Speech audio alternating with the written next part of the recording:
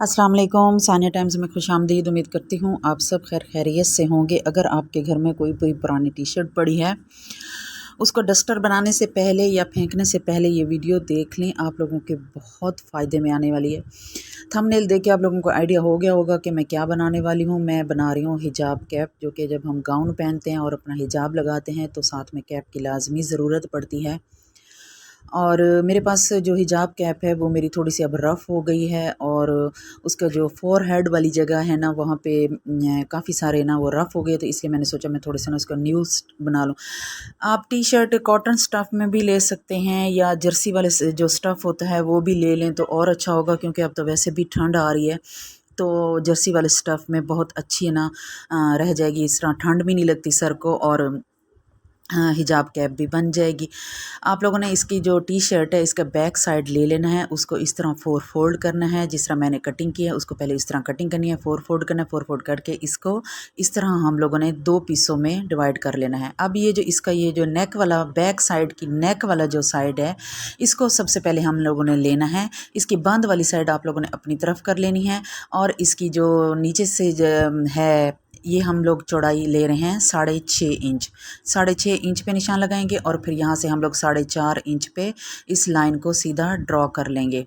4.5 inch हो गया। इसके बाद इस जगह पे फिर मैं इसकी जो लेंथ है ना, वो चौड़ाई वो ले रही हूँ 1.5 इंच, और इसकी लेंथ मैं ले रही हूँ 10 इंच, क्योंकि मेरे पास इसकी 10 इंच ही आ रही है। अगर आप लोगों की टी शर्ट थोड़ी सी बड़े साइज़ में है, 12 इंच आ जाए, 11 इंच आ जाए, 12 या 10 दोनों साइज़ में ये बिल्कुल परफेक्ट बनेगी हिजाब कैप आप लोगों की। और फिर इसको 4 इंच वाले डॉट से 1.5 इंच वाले डॉट तक इसको इस तरह गुलाई में शेप दे देनी है, और फिर इसको इसकी कटिंग कर लेनी है। यहाँ से इसको कटिंग करने के बाद इसके हम लोगों ने 2 पीसेस कर लेने हैं। ये जो हिजाब कैप है इसकी कटिंग 4 पीसेस में होगी। ये इसका हम फर्स्ट पार्ट कट कर रहे हैं, और फिर अब हम लोगों ने इसका जो एक्स्ट्रा कपड़ा जो बचा है हम लोगों ने वो ले लेना है। उसमें से हम लोगों ने 10 इंच का लेंथ और 4 इंच चौड़ाई, 10 इंच हम लोगों ने लेंथ पैमाइश करनी है, और 4 इंच की हम लोगों ने इसकी चौड़ाई लेनी है, और इसको हम लोगों ने एक पीस में कट कर लेना है। ये एक ही पीस होना है, हम इसको डबल फोल्ड भी नहीं करेंगे, 4 फोल्ड भी नहीं करेंगे, बस इसको ऐसे डायरेक्ट ही हम लोग इस तरह का पीस कट कर लेंगे, और ये इस तरह कुछ इसके साथ अटैच होगा। अब हम इसका जो थर्ड पार्ट है ना वो कट करते हैं। इस बाकिया कपड़ा लेना है, इसको त्रिकोण शेप में फोल्ड करना है, और फिर इसकी जो बंद वाली साइड है वो अपनी साइड रखनी है। 7 इंच इसकी लेंथ लेनी है, और 3 इंच इसकी चौड़ाई लेनी है। 3 इंच वाले डॉट को 7 इंच वाले डॉट के साथ मैच करते हुए इसको इस तरह हल्की सी गुलाई में कट कर लेना है, और फिर इसको 2 हिस्सों में डिवाइड कर लेना है। ये कुछ इस तरह की शेप का आएगा, और ये हमारे फोरहेड पे, ये असल में ये जगह है ना, ये हमारी फोरहेड पे आएगी। इसको हम इस तरह क्रिस क्रॉस करके रखेंगे, और फिर इसको जब स्टिच करेंगे तो इसकी जो लेंथ है वो 10 इंच तक आएगी। अब हम इसका जो 4 पार्ट है वो कट करेंगे। इसके 4 पार्ट के लिए मैं एक स्क्वायर शेप में ले रही हूँ पीस, जिसकी लेंथ चौड़ाई मैंने रखी है 3 इंच, और जो जिसकी लेंथ मैं ले रही हूँ 8 इंच।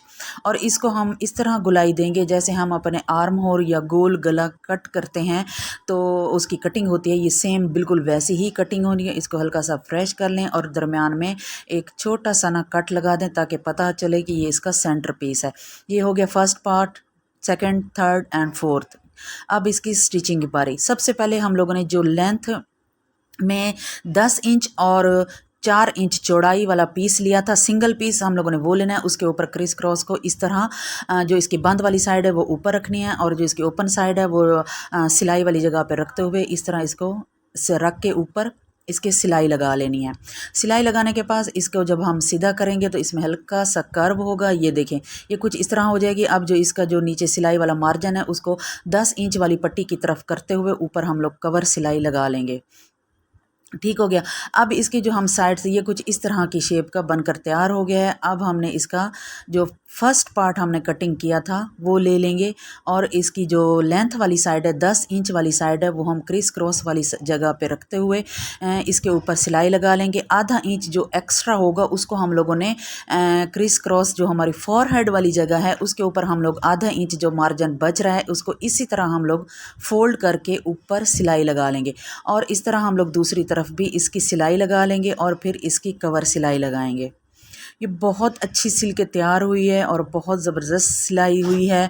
आप लोग अपनी पसंद से कोई भी इसका स्टफ़, कोई भी कपड़ा आप लोगों के पास पड़ा हो और ये भी अपने गाउन के साथ मैचिंग करके हम लोग ना अपनी जो हिजाब कैप है वो तैयार कर सकते हैं। अब इसको इस तरह, इसके धागे नहीं निकल रहे इसके, तो इसलिए मैं इसको ऐसे ही ना स्टिच कर रही हूँ और यहाँ से हम लोग इसकी स्टिचिंग कवर कर दें। अब दूसरी साइड से भी इसको हम स्टिचिंग करके कवर कर देंगे। ये देखें, जो हमने आधा इंच जो हमारा बच रहा था एक्स्ट्रा था, उसको हमने इस तरह फोल्ड किया था, तो वो ऑलरेडी यहाँ से फिनिशिंग के साथ आ गया है। अब मैं इसकी सिलाई लगा के आप लोगों को दिखाती हूँ कि ये इस तरह कुछ बनकर तैयार हो गई है। अब हमने क्या करना है कि जो इसका 4th पार्ट था उसको हम लोगों ने यहाँ पे निशान लगा के इसके साथ सिलाई करना है। सबसे पहले हम इसको फोल्ड कर लेंगे, इसका सेंटर पीस जो है सेंटर में मार्क लगा लेंगे, छोटा सा एक कट लगाएं या निशान लगा लें। हल्का सा कट लगाना है, ज़्यादा कट नहीं लगाना, ताकि पता चल सके कि ये इसका सेंटर है। अब इसको ना सीधी साइड में रखते हुए, मैं भूल गई थी, मैंने उल्टी साइड पे इसको जॉइंट लगा लिया था, बाद में मुझे उधेड़ के सेट करनी पड़ी थी। आप लोगों ने जो कैप हम लोगों ने सी ली है पहले से, उसको उसकी जो ऊपर है साइड वो उसको सीधी साइड रखना है और फिर इसको सिलाई लगानी है, खींचना नहीं है। हल्के हाथों से आप लोगों ने इसको इस तरह जोड़ लेना है। सेंटर से आप लोगों ने सिलाई लगानी है और फिर एक तरफ इसकी सिलाई कंप्लीट करनी है और फिर दूसरी तरफ सेंटर से आप लोगों ने इसकी सिलाई स्टार्ट करते हुए इसके कॉर्नर तक इसकी सिलाई को आप लोगों ने कंप्लीट कर लेना है। इसकी सिलाई कंप्लीट करने के बाद हमें एक 4 इंच के छोटे से बिल्कुल बारीक वाली जो इलास्टिक होती है उसकी ज़रूरत पड़नी है। वो इसकी जो हम एंड में लगाएंगे, जो हमारी बैक साइड को अच्छे से ना कवर कर लेगी। ये देखें, ये इस तरह कुछ सिलकर तैयार हो गई है। अब हमने इसकी जो बैक साइड है, अगर थोड़ा सा कोई एक्स्ट्रा कपड़ा है तो उसको कट करके फिनिशिंग के साथ सेट कर लें और फिर अब हम इसकी कवर सिलाई लगाते जाएंगे और इसमें छोटी सी इलास्टिक लगाएंगे, बिल्कुल 0 साइज़ वाली इलास्टिक। मेरे पास 0 साइज़ वाली नहीं थी तो मैंने दूसरी वाली ले ली है। अब इसको इस तरह सेट करें, सिलाई लगाएं। इस तरह हम लोग इसको डबल फोल्ड करते हुए सिलाई लगाते जाएंगे। यहाँ पे हम लोग अपनी इलास्टिक रखेंगे। ये देखें, मैंने ये ले ली है 4 इंच की इलास्टिक लेके,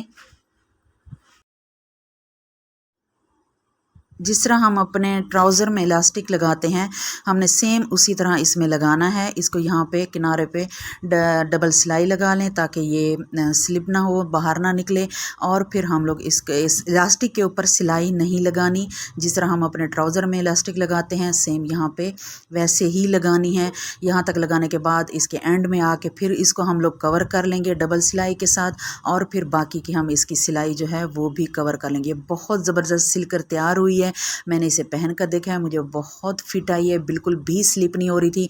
अपने गाउन के जब हम अपना स्कार्फ पहनेंगे तो ये बिल्कुल भी स्लिप नहीं होगी और बिल्कुल भी ना ये तंग नहीं करेगी। ये बहुत अच्छी सिलकर तैयार हुई है। उम्मीद करती हूँ आप लोगों को मेरी वीडियो की समझ आ गई होगी। अगर आई है तो प्लीज़ चैनल को सब्सक्राइब कर दें, वीडियो को लाइक कर दें और कमेंट बॉक्स में बता दें कि आप लोगों को ये वीडियो कैसी लगी है और आप लोगों को मेरा ये आइडिया कैसा लगा है। ये देखें, ये मैंने पहन के भी चेक किया, ये बहुत ज़बरदस्त फिट आई है। अपना और अपने फैमिली मेंबर का ख्याल रखें। अल्लाह हाफ़िज़।